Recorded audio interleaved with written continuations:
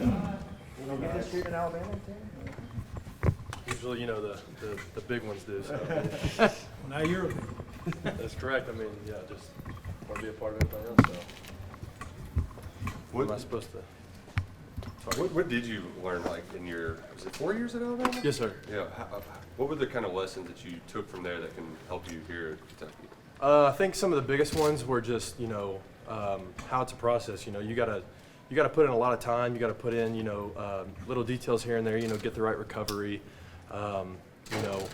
Take care of your nutrition, things like that. Really just the details of going to class, making sure you're there on time, always being on time, and putting a structure to your life. And I think another big one is, just being a part of a team instead of yourself. I learned there that, it's not one single man that's kind of the name of the program. It's more of, everybody doing everything together to make the program what it is. Tanner, as a local guy, what was different out of high school when you picked a traditional power over Kentucky versus this time coming home? The biggest reason for me going there is, my dad played baseball here in the 90s. My brother played football at Louisville. So I always was the one that wanted to, change it up. I didn't want to go and follow one of their paths. I wanted to be, my own person. So going out of the state was about my only option for getting what I wanted at the time. So that's why I chose Alabama. I at the time, even still, I love their structure and things like that. So that's what drew me to it. And even back here, just meeting the guys, getting to know all of them. I'm excited just to get to work with them and to see who they are. You were coached last year by Eric Wilford, who was here the year before that. Is there similarities in stuff you learned from him that can kind of help you coming back over to Kentucky? For sure. He always told us little things that he would do at Kentucky that he carried over to Alabama. So I think you can take little bits and pieces from each of your coaches. I had 3 offensive line coaches while I was at Alabama, and they all had different types of schemes, structures, coaching techniques that they would do. So I think really just you can pull little things here and there. And the greatest thing is all the coaches, I feel like, they say if you find something that works, you ask me about it, ask the coaches if they want to implement it into their style of coaching, and then if it works, then, you can take it from there. Do you think you'll focus on guard here, or are you going to play some tackle and move around? As of now, it's kind of up in there. I don't know exactly where I'll be at. At Alabama, I played all 5 spots, so I was moved a lot. So, I'm willing to do whatever they tell me to do. If they want me to tackle, guard, or center, it doesn't matter to me. So, no specific spot yet. Coach Cohen said in his first press conference, priority number 1's fixing the big blue wall. What does that mean to you and in your group? What's necessary to change that? I think just the things we've talked about is just getting that tenacity back, that the mean streak.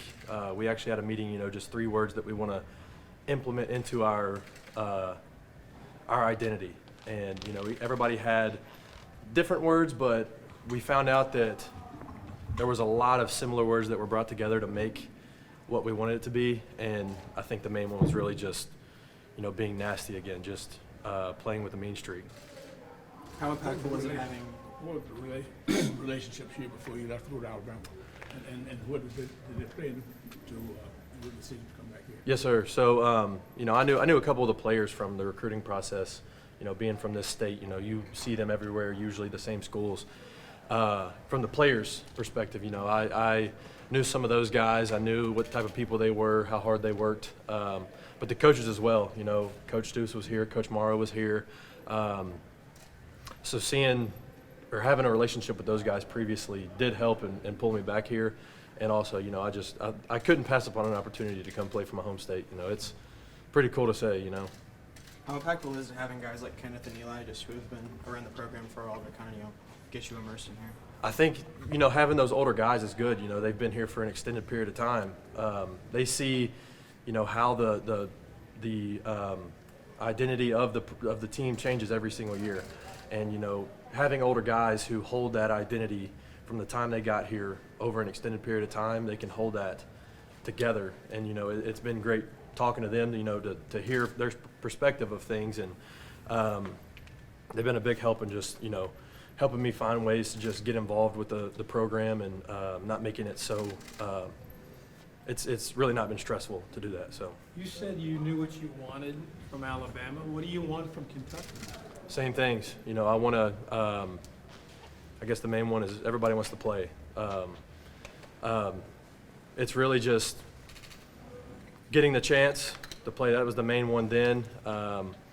Getting developed, and at the time, you know, I felt like Alabama was the better one for me in that time period. But now I just feel like Kentucky is where I want to be. It's everything that I truly want to be at. So Do you feel like expectations are higher for you because of your experience and where you just came from? yes, sir, most definitely. Coming from that program, you know, it's you're held to a high standard there, and so if you, anytime you come to a program, you know, everybody looks at you kind of like, oh, you're the Alabama guy, and it's cool in the moment, you know.